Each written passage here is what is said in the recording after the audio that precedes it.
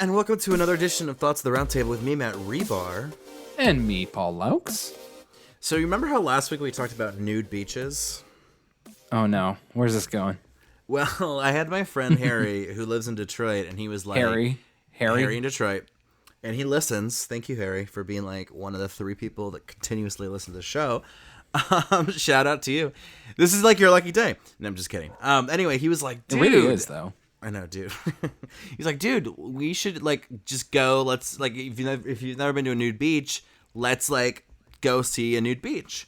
And I'm just like, is there even a nude beach on Lake Erie? Like, I have no idea. And then his comment was, he was like, well, like unofficial ones, and I was like, oh, I don't think I can do unofficial. I think Edgewater was like that.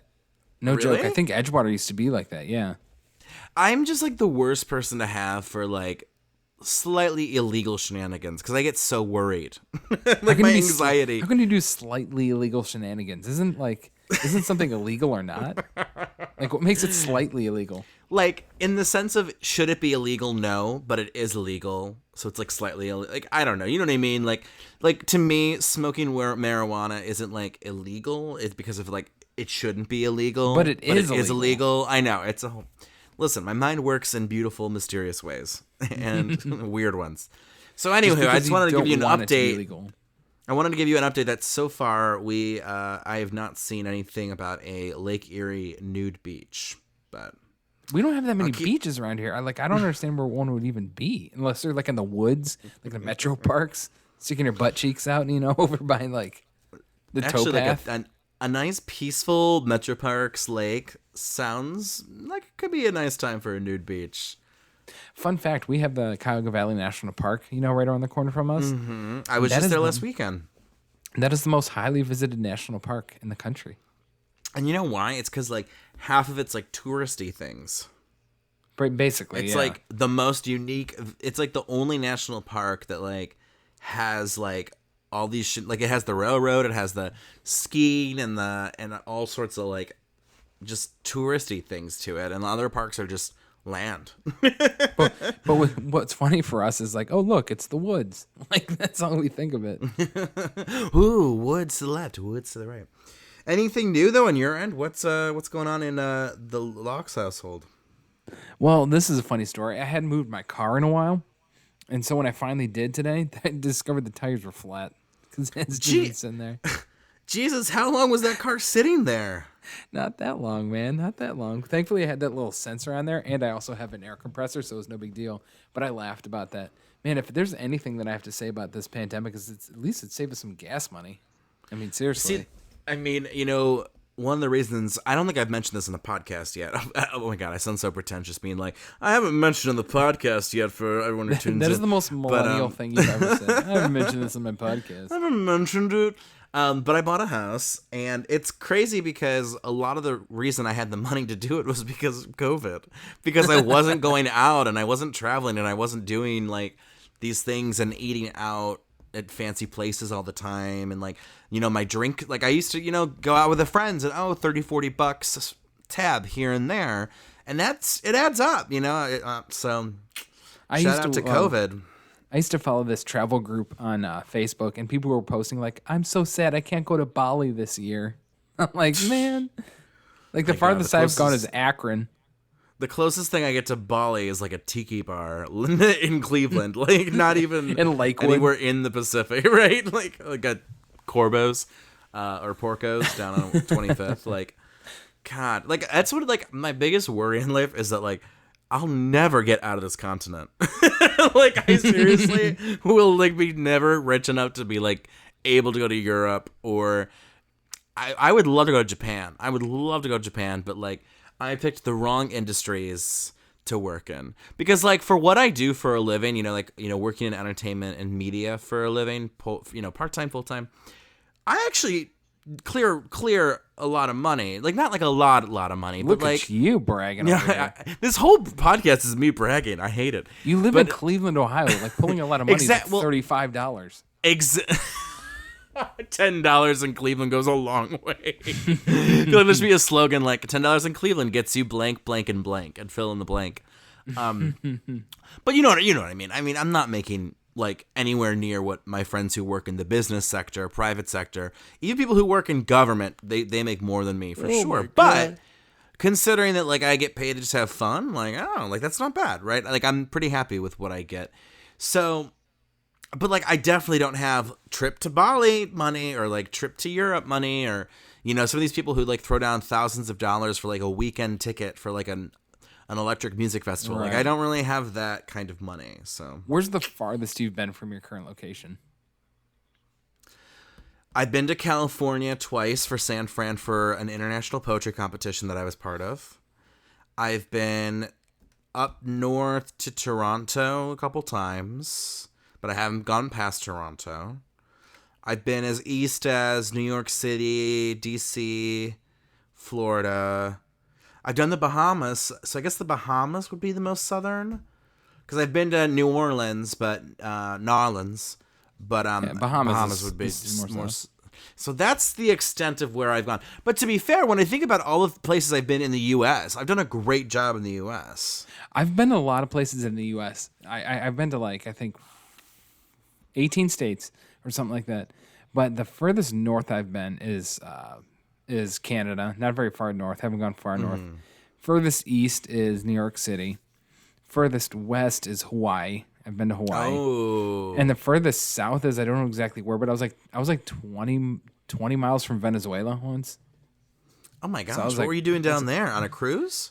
Cruise. Yeah, we were like kissing Venezuela. Like you could see it. So you've been out of North America. Yeah, I've been out of North America. And just on that cruise? Well, what do you consider Hawaii? Technically, it's Oceania, that's Pacific. Kinda. That's Pacific, yeah. Because let me tell you something. When you go to Hawaii, man, you feel like you're on the other side of the planet. It feels so far. Like, do you think people? Wild.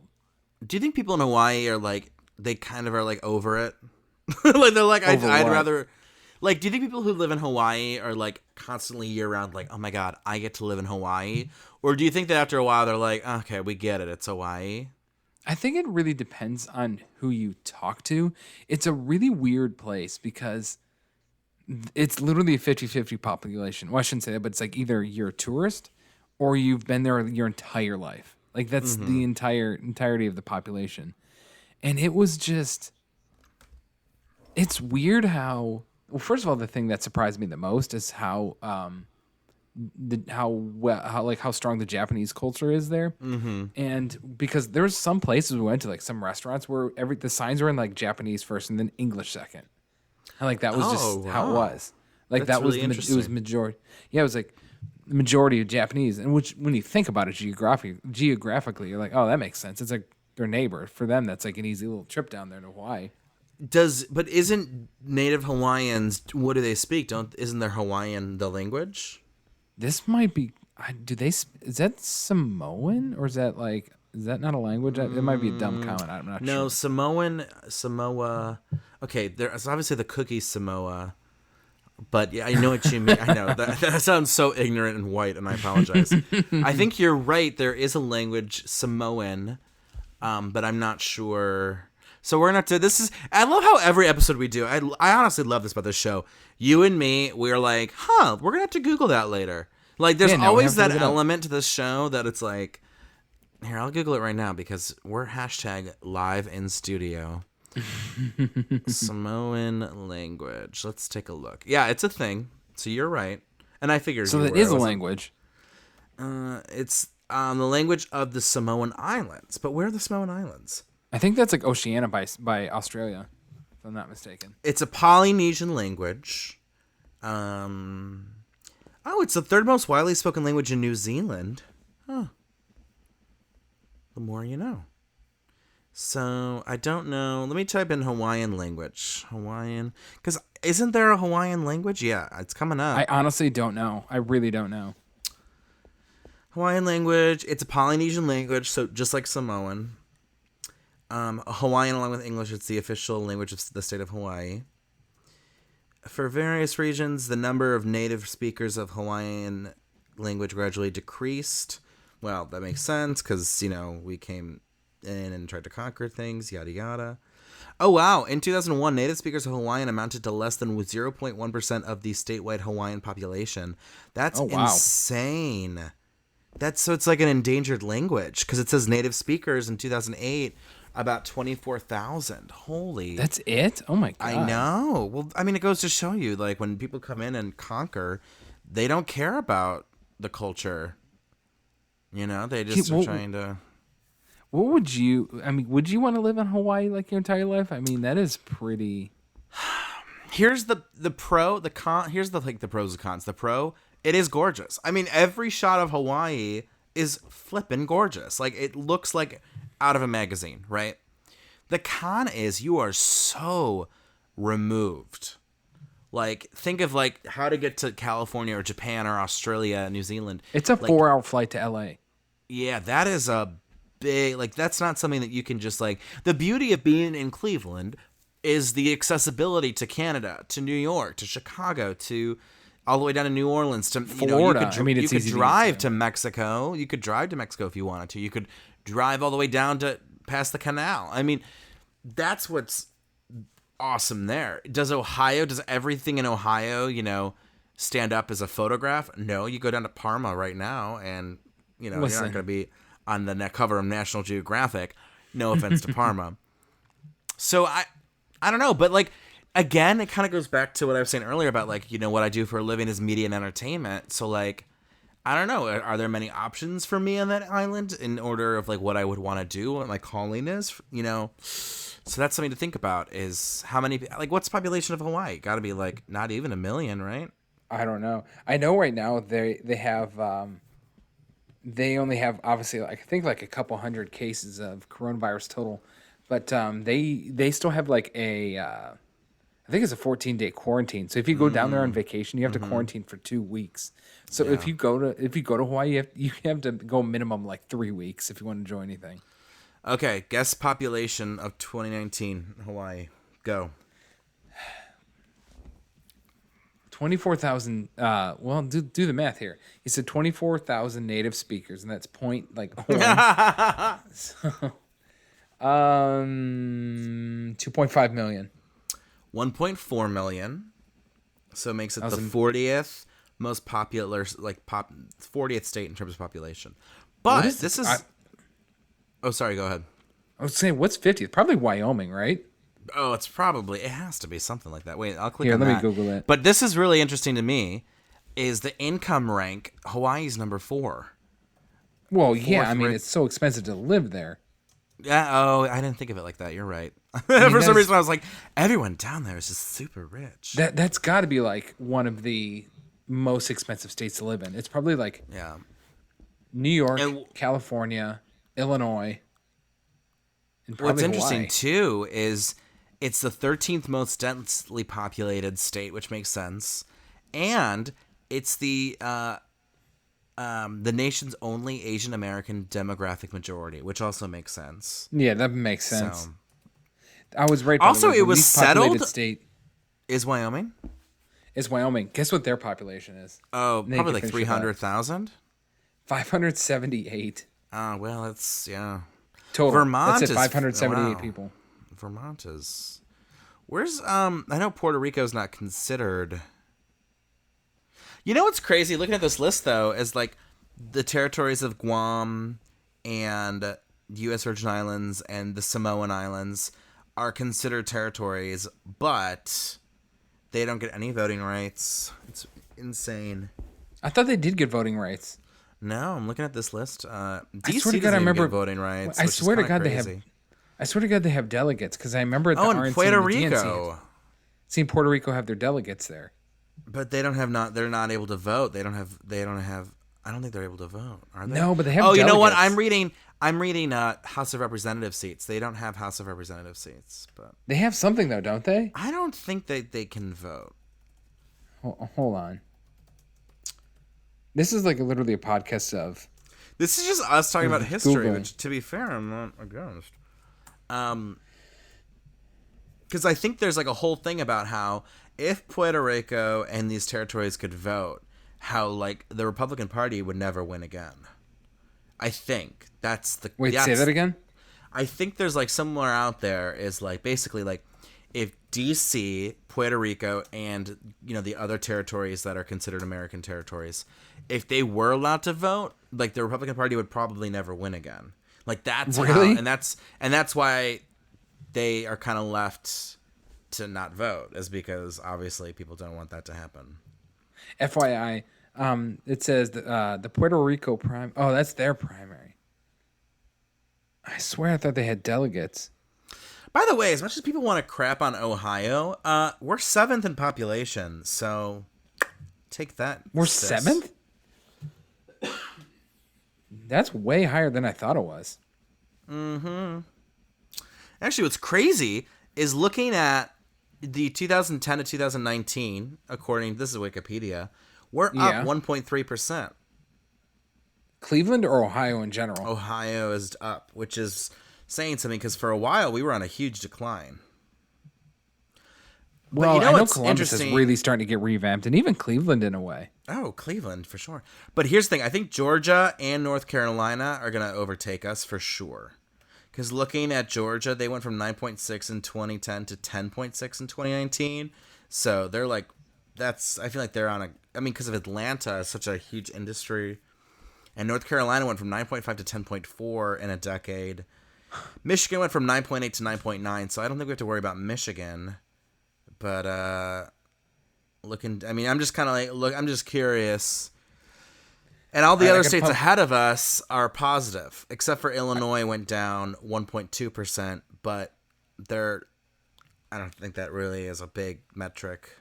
Well, this is like just a lot of stats and history and population density and. Sorry. I gotta pump the brakes on something though, because I just Googled research. I Googled the most expensive state to live in, and it's actually Hawaii. It's not New York or California. It's Hawaii. And because of the importing and the exporting, right? Well, it says the most expensive state to live in the United States is Hawaii, which has a cost index of 192.9. The average home price in Hawaii. Oh my God, what do you think the average home price in Hawaii is? Ooh, home price, probably like $500,000.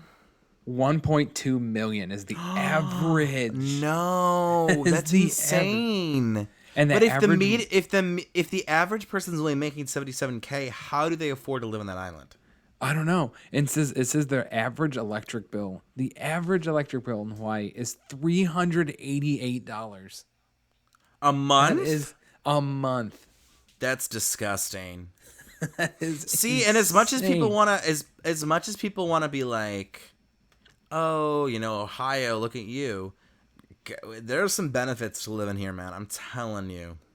The cheapest state to live in the United States is Mississippi. Well, that kind of makes sense, I guess. They are 19% lower.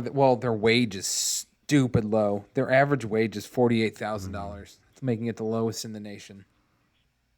So theirs. Interesting. I thought it was going to be Wyoming because there's not a lot out there, but.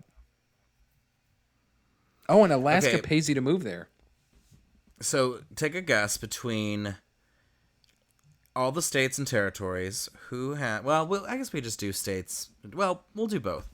Who had, do you think, the biggest percent increase in population between 2010 and 2019? Well, give me. Is it one of the territories, or else I'm going to guess state?